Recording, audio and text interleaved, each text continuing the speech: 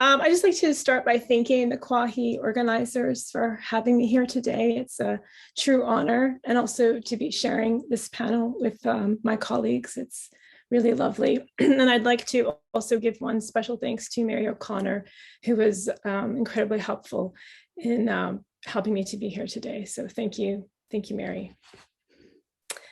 Okay. So today I'm speaking about the artist Rae Hendershot. Rae Hendershot was a 20th century painter. She was born shortly after the close of World War I in 1921 and died in 1988 before the fall of the Berlin Wall. She lived most of her life in the industrial city of Hamilton, Ontario. Her career unfolded in the post-war and Cold War years, and in this time she created a remarkable body of work that represents the female life cycle.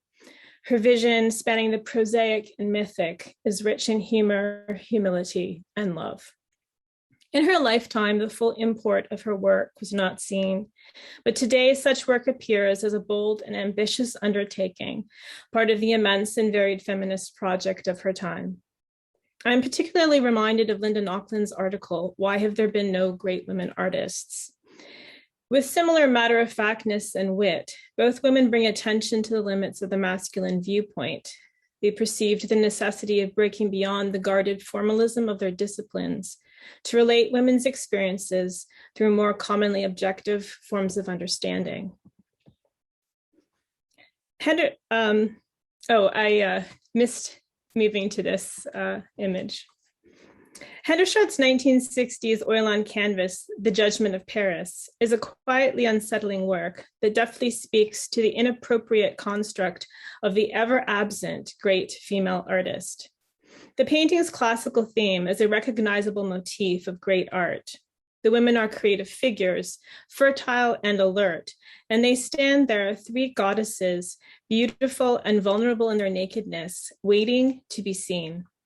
One man actively looks away. The other man's gaze falls short of them, absorbed as he is by his inner vision. The women, fully present, go unseen. For Hendershot, the paradox of this condition, of being present and not being seen, was not a theoretical proposition. It was a dimension of her life. In 1950, Hendershot married Montreal painter and director of the Hamilton Art Gallery, T.R. MacDonald. It is important to say that MacDonald gave Hendershot unqualified moral support for her art. And it's also important that in the archives, all the photographs of Hendershot actively working as an artist were taken by her husband. He also did a painting of her as an artist. So he definitely saw her in those terms. Nevertheless, through her marriage, she was brought onto familiar terms with an entire generation of modern Canadian artists and gallerists connected to one of mid-century Canada's most exemplary art centers. But as an artist, she was fully isolated by the terms of this proximity. Exceptional, celebrated Canadian modernists were the people she hosted in her home, and her identity in this context was firmly that of a cultured wife of an esteemed colleague and friend. Hendershot's artistic presence was further effaced by the critical reception of her work. While in every sense a woman of the 20th century, Cold War tastes went so far as to classify her as historic. Her career was dogged by the irony that while she was acknowledged for the intelligence and authority of her skill, she was disavowed as not being of her times. For more than 4 decades, Hendershot worked representationally, and this was interpreted as evidence that she had failed to face the authority of modernism and work through its tenets. Such judgment was punitive. It was also unrealistic. In actual fact, Hendershot trained in avant-garde principles in the 1930s, when she was a high school student at West Ellis Secondary Technical. In her own words, she was, quote, brought up on Cézanne, Golden Section, and the color theories which later formed the art of Rothko and others, end quote. Thus, in her teenage years, Hendershot was doing lengthy, in-depth, at times fully abstract color studies that were considered essential to the modernist discipline. I want to pause for a moment and just make a few, introduce her teacher, at West Hill Technical, who was Ida Hamilton, and a woman also deserving of much more attention and research.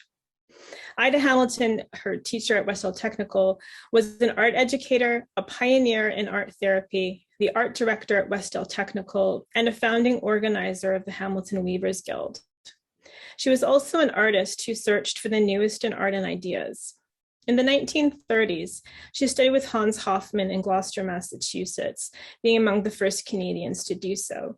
And in the archives that I have been working with, we have the notebooks that Ida Hamilton kept, her transcriptions of her notes of the lectures of Hofmann. It is a matter deserving more attention that from Hamilton to Hendershot, modernism was passed woman to woman. For a while, and this I think has a legacy on Hendershot's work, because while Hamilton passionately taught the inspired lessons of the European avant-garde as they were assimilated in the American context, and did so with the faith in modernism's liberating idealism, she equally imparted to Hendershot lessons from a modern woman's life.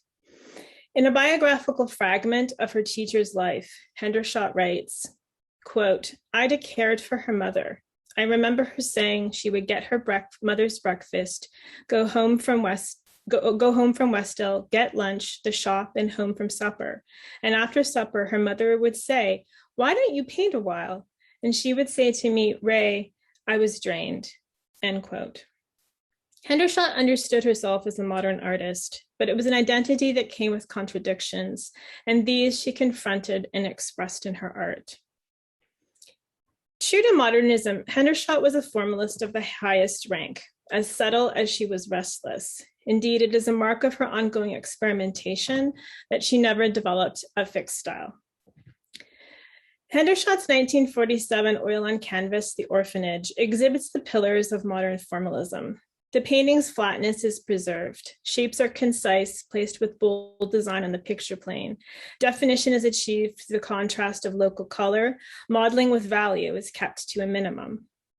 The work's vitality exists in the tension between awareness of the two-dimensional surface and spatial illusion. The painting was awarded the prize for Best Figure Subject at the 10th Annual Western Ontario Exhibition, the only work in her career that was awarded this kind of recognition. But the painting is also about absence. And Hendershot is testing the limits of a self-conscious formalism to convey human experience, and particularly women's experience. The absent, unseen subject of The Orphanage is the figure of the mother. Hendershot asks, can a mother experienced in this context be a figure of detached, abstract attention?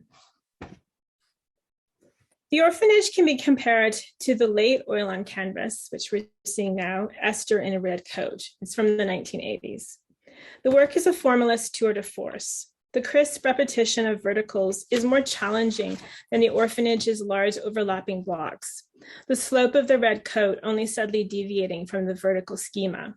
The color is purer and more thoroughly the dominant tool of definition, while value transitions are more subtle and cohesively set out. Here, surface tension is given the added quality of laconic humor. The creamy vertical of the door jamb threatens to come forward like an abstract Newman zip. Undeterred, the model addresses the viewer. The artistic contradictions Hendershot faced were made more acute by the Cold War period, which coincided with the ascendancy of abstract expressionism and its ongoing legacy as the archetypal mid-century modern art form. In formulating a rationale for abstraction in America, leading proponents like Hans Hofmann, Clement Greenberg, and Barnett Newman denied the possibility for significant modern art to represent by illusionism, a practice in art that posits the ideal of a common objectivity.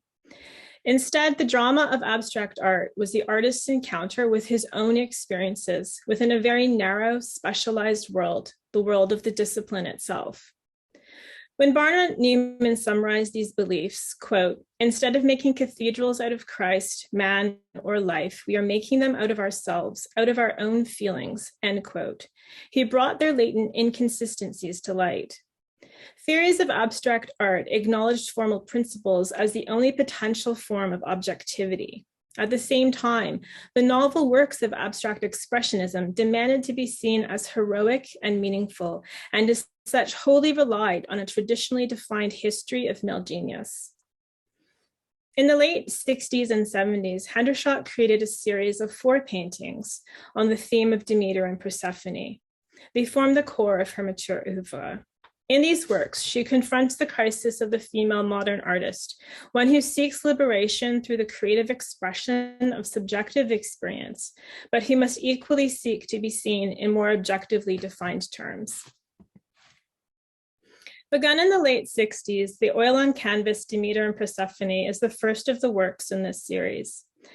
Demeter and Persephone is the story of a mother who, in her fury and passion, will not be reconciled to the masculine order and fundamentally alters it. In the painting, Demeter is conceived as the creative figure, one who draws from her deepest experiences, as visualized in the whole form of mother and child on the right of the picture. But Demeter is also one who is capable of seeing with common objectivity. She sees her daughter, the figure of Persephone, standing apart. She is both identifiable and separate. Importantly, the figure of Persephone standing is a skilled likeness of Hendershot's own daughter, Catherine.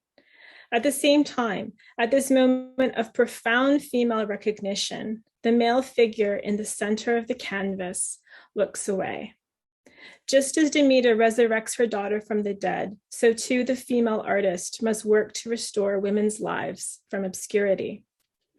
The ambition of this work is equally alive in its form. Demeter and Persephone is one of Hendershot's most richly representational works. She self-consciously appropriates the traditional conventions of great landscape and history painting, and by her exemplary formalism and technique, she effects an act of ventriloquism.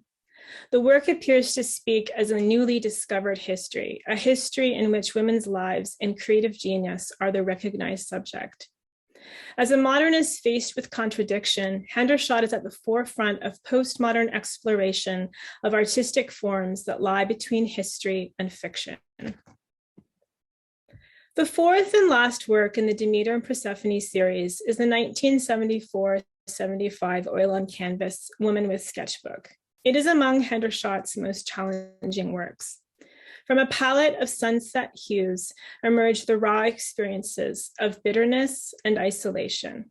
The figure of Demeter is a self-portrait of Hendershot. In the earlier Demeter and Persephone, the face of Persephone is veiled in shadow, yet she is recognized and seen by her mother. In Woman with Sketchbook, Demeter's face is similarly obscured by shadow, but there is no supporting figure to see her. There is only the viewer. The myth of Demeter is also the story of a powerful female creative figure who assumes a mortal disguise. Woman with a Sketchbook is outwardly a simple painting. It depicts a woman standing in the winter landscape of her suburban yard, but its simplicity is its disguise. In this work, Hendershot pointedly asks, how expansive and true is the modern art viewer's idealism? Can he see a 20th century artist when she is disguised as a middle-aged woman? Thank you.